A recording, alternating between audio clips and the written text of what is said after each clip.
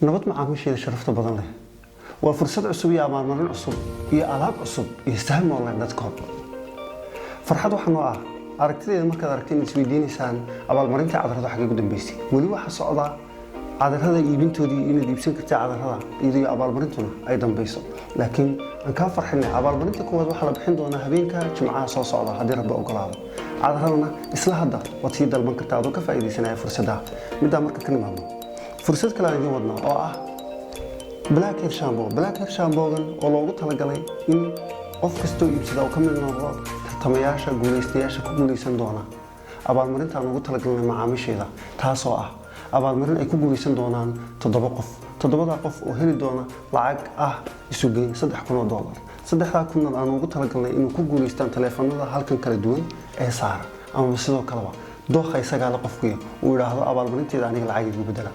haddaba si aad ugu mid noqotid dadka ka mid noqon doona guuleystayaasha ee heli doona $3,000 isla hadda waxaad dalban kartaa Blackhead shampoo oo loogu talagalay in madaxa ku madoweysid sidoo kalena xasuusta ka geysid madaxaagana ka jaraya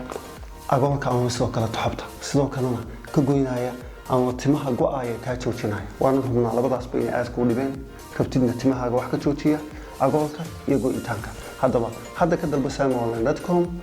Blackhead shampoo oo lagu sameeyay dalka Malaysia ahna shampoo dabiici ah oo kaliya aad ka helaysid online.com adigoo ku heli doona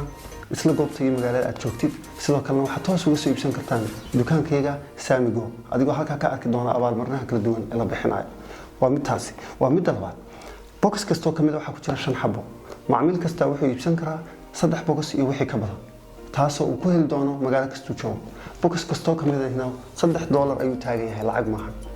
abaalmarin ka weyn ayaad ku heli doontaa haddii rabbi ogolaado nabaday isla hadda ka dalbo taleefanadan hoos ku xusan macaamiisheeda sharafta badan leh waad salaamantihiin dhammaantiinna nasiib wacan ayay rajaynaa inta nasiib kale inta kalena alaab baabay helayaan toxobta ka joojisa timaha go'ayana ka joojisa